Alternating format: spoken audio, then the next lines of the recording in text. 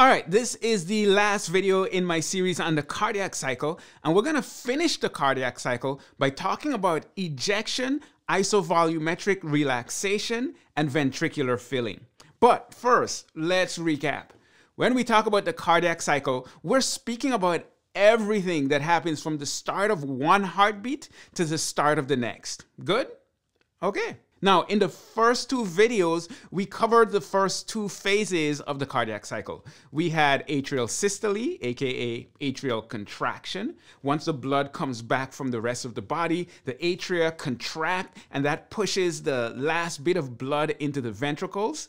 And then we had isovolumetric ventricular contraction. This is when the ventricles start to contract, but because the valves close, the pressure builds and builds, but the volume of blood in the ventricles remains the same. It's isovolumetric. If any of that sounds confusing, don't worry. When this video is done, check out the previous two videos. So this isovolumetric phase happens, but only up to a certain point. And that's the point we're gonna start exploring further in this video. Now, the heart, it does a lot of work, and the ventricular contraction is actually a pretty strong contraction. This pressure buildup that we get in this isovolumetric phase is very important. In fact, the contraction of the ventricles and the pressure buildup that comes as a result, it's enough to pump the blood 30 feet. Like if you were to take the heart out of the body and it could just function as well out of the body, which it can't, but humor me,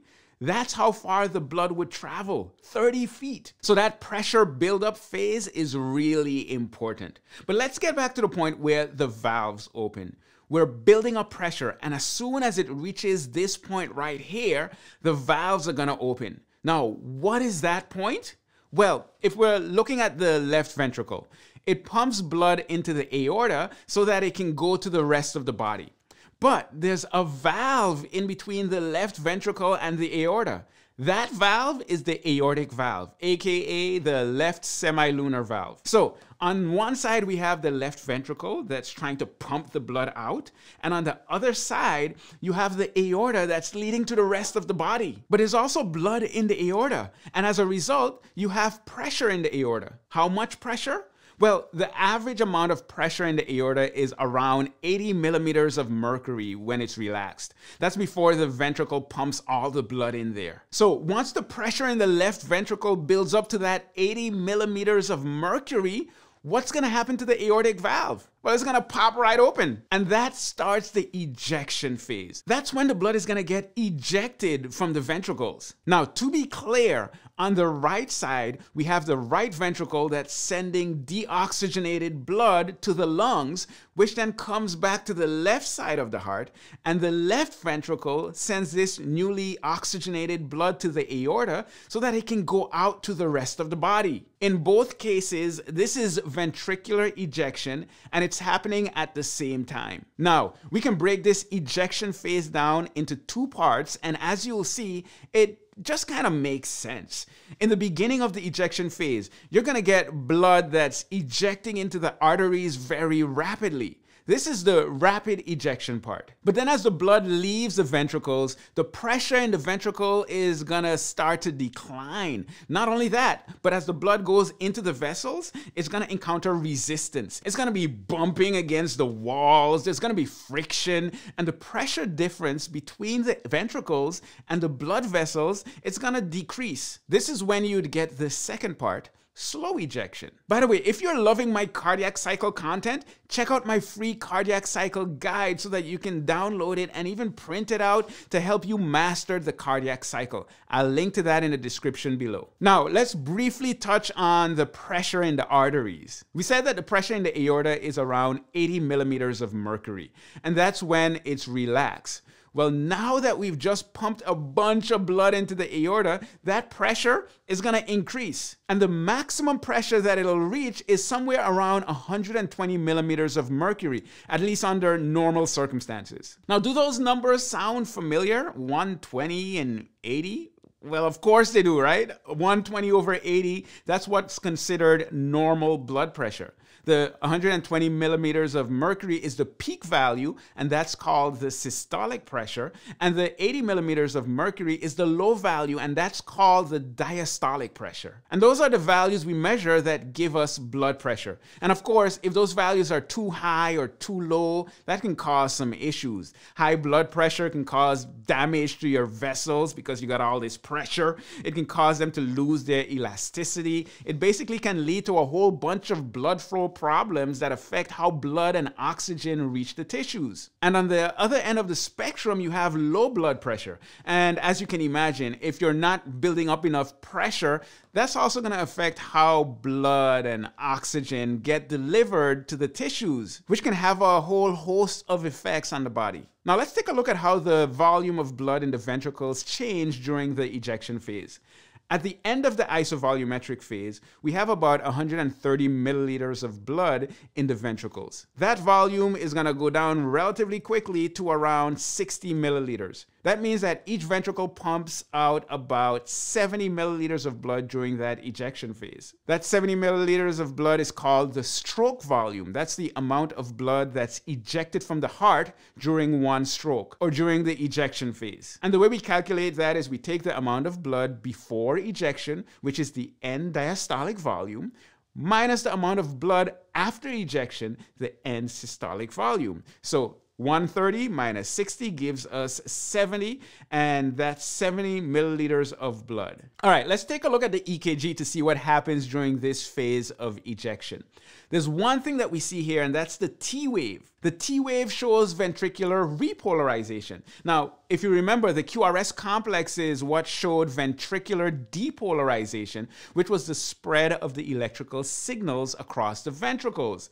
Now that we had that signal, the membrane potential of the muscle cells in the ventricles, they basically come back down. It resets so that we can get another signal and we can have the ventricles contract again so that the cycle can continue. That brings us to the end of the ejection phase and the end of systole. However, it's now the beginning of the next phase, isovolumetric relaxation, or more specifically, isovolumetric ventricular relaxation. And guess what? This part will be pretty simple to understand if you understand what happens during isovolumetric contraction, because it's somewhat the opposite. But let's get into it. We had the T wave, which we said showed ventricular repolarization.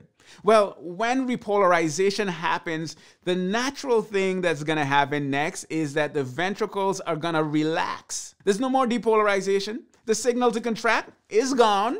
No more contraction signal, no more contraction. And the opposite of contraction is relaxation. And that's what the ventricles are going to do. Now, what's that going to do to the pressure in the ventricles? Well, blood left. The ventricles are relaxing. The pressure was already starting to go down. Looking at the left side, when the pressure in the left ventricle gets lower than the pressure in the aorta, that's going to cause the aortic valve to close. And since the atrioventricular valve was already closed, we now once again have a closed container. But instead of the ventricles contracting, they are now relaxing. So there's going to be a relatively quick decrease in ventricular pressure. And that's the isovolumetric ventricular relaxation phase. That's a mouthful. Wow, I like it. There's another thing I want you to notice in this phase. Let's take a look at the aortic pressure. In the previous phase, we saw that the pressure in the aorta was starting to come down from its peak at around 120 millimeters of mercury. However, that decrease is briefly interrupted by this slight bump in pressure before it continues to go down. What's happening here? Well, we already know that the beginning of isovolumetric contraction is when the aortic valve closes. When that happens, there's going to be a brief period where the blood in the aorta will flow backwards and hit against that closed valve, causing a brief increase in aortic pressure. And this is completely normal. We call it the Dicrotic Notch. It's when, because the aortic valve closes, the blood briefly hits against the valve, causing a slight bump in aortic pressure. But after that brief period, the aortic pressure continues going down. Now, we've spoken about the aortic valve closing. And just like before, when valves close, it's not a silent event. There's going to be a sound as a result of this valve and the one on the right side closing. These two semilunar valves close at the same time, resulting in the second heart sound, the dub of the lub-dub that you hear when you listen to the heartbeat. Let's bring this isovolumetric relaxation phase to a close and briefly address the last phase. The ventricular pressure is going down, and it's gonna reach a point where the pressure in the ventricles is gonna be lower than the pressure in the atria. And when that happens, the atrioventricular valves, they're gonna open, ending the isovolumetric relaxation phase and bringing us to the last phase of the cardiac cycle, slow ventricular filling, or just ventricular filling. The atrioventricular valves are open. The semilunar valves are closed. The pressure in the ventricles is at its low point.